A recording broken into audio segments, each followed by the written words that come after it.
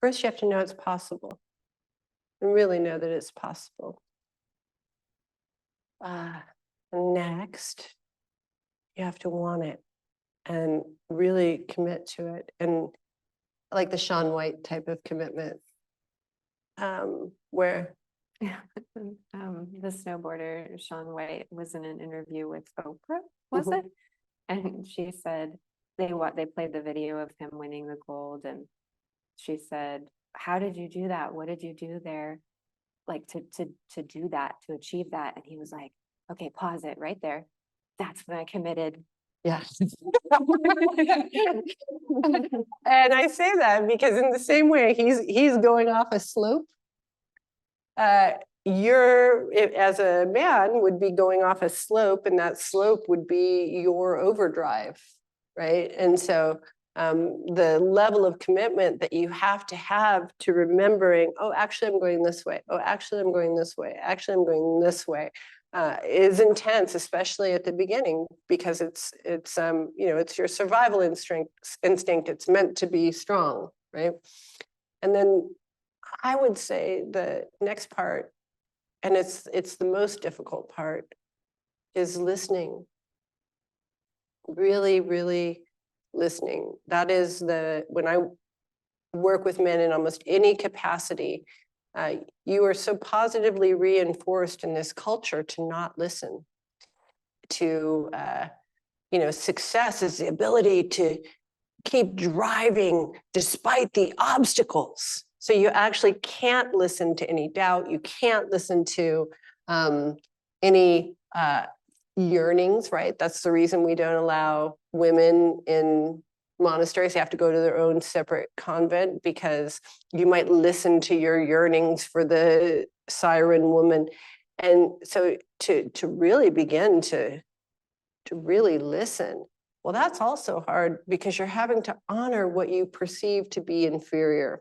If you're in this culture, it's just built into us that the feminine voice is inferior, and that the feminine expression of Eros is inferior because it's not stronger than the force of sexual drive.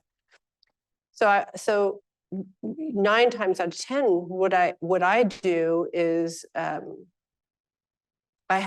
so I'll just use a lover example.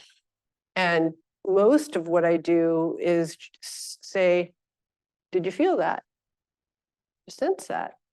Did you hear that?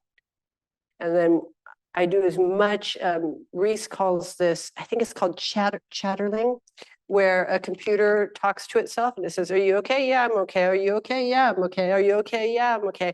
To begin to build confidence in the invisible that's actually stronger than the visible.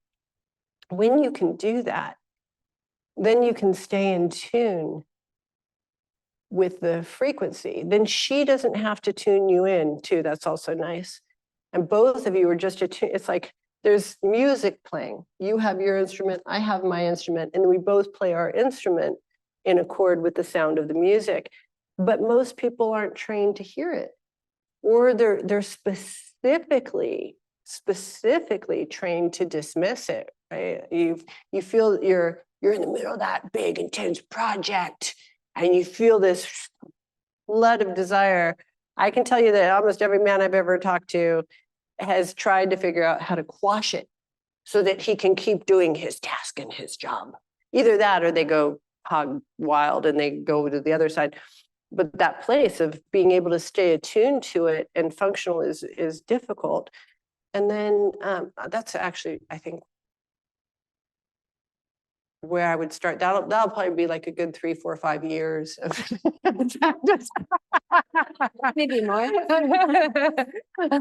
But the biggest challenge is that bypass, not listening, and then not acting on what you hear. It takes a lot of vulnerability and courage to admit that something happened in the invisible. It's so easy to dismiss, right?